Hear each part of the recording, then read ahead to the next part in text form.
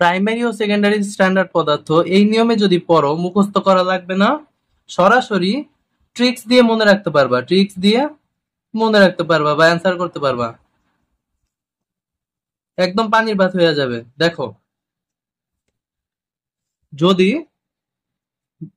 এখানে প্রাইমারি, এখানে সেকেন্ডারি, এখন কি কি করবা? যদি সি থাকে,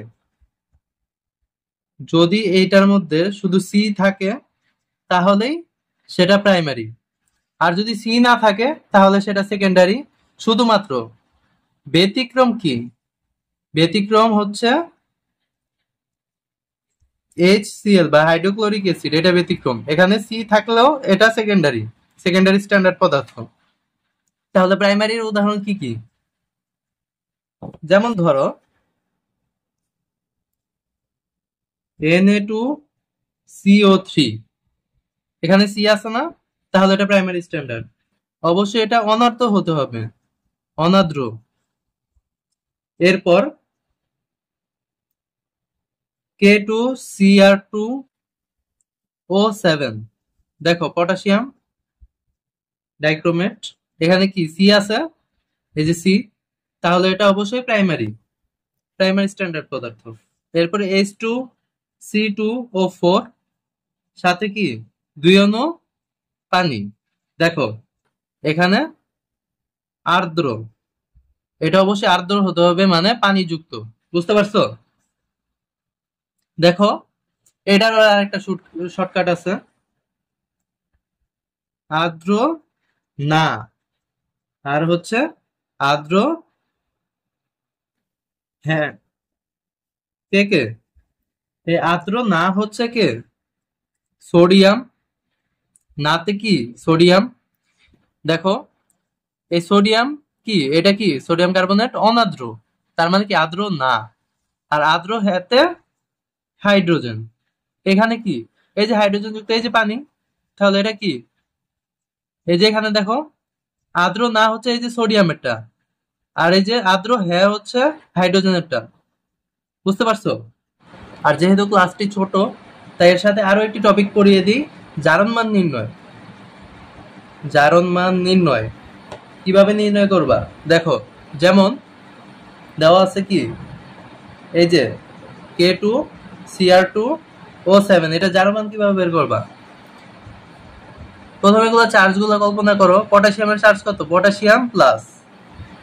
অক্সিজেনের চার্জ কত? Oxygen 2 plus, 2 minus. তাহলে এবার হিসাব করো, পটাশিয়াম আছে 2টা, 1 ইন্টু 2 প্লাস, এটাকে এক্স ধরে নাও, তাহলে 2টা আছে তার মানে কি 2x। আর কি অক্সিজেনের হচ্ছে মাইনাস, মাইনাস 7 দুগুণা কত? -2 না, 7 দুগুণা 14 সমান 0 ধরবা। এইবার এই 14 ডান পাশে গেলে কি, ডান পাশে চলে গেলে +14 হয়ে যাবে, আর এই 2 ডান পাশে চলে গেলে -2 হয়ে যাবে। তাহলে কি হয়, 2x সমান, এই 14 থেকে 2 যদি বাদ যায় তাহলে 12, x সমান 6, x সমান +6, এটাই হবে आंसर। তাহলে এইভাবেই জারণ মানগুলো নির্ণয় করবা। বুঝতে পারছো? আর আরেকটা জিনিস, এই যে জারণ মান, এই জারণ মানের ক্ষেত্রে এই যে গ্রুপ 1, তারপরে 2, 3, আর হচ্ছে 13, 14, 15, 16, 17 আর গ্রুপ 18। গ্রুপ 1 এর ক্ষেত্রে জারণ মান হচ্ছে +1, +2, 13 গুলার ক্ষেত্রে কি +3, 14 গুলা +4, আর 15 গুলা হচ্ছে কি -3। 15 গুলা কিন্তু আবার +5 না। 16 গুলা -2, 17 গুলা -1, আর 18 গুলা 0। বুঝতে পারছো? প্রথমে 1 এ +1, 2 নাম্বার গ্রুপে +2, 3 নাম্বার গ্রুপে, এই 13 নাম্বারে +3, আর 14 নাম্বারে +4। আর 18 থেকে 18 কে 0 ধরে পিছনের দিকে আসবা, 17 তে -1, 16তে -2, 15তে -3। তাহলে এভাবে যদি মনে রাখো শর্ট ট্রিক্স দিয়ে, ইনশাল্লাহ অ্যান্সার করতে পারবা পরীক্ষা। তাহলে সবাই ভালো থাকো। আর ক্লাসটি কেমন লাগলো অবশ্যই জানাবা কমেন্ট করে। আর পরবর্তীতে কোন টপিকের উপর ক্লাস চাও সেটাও জানাবা। আসসালামু আলাইকুম।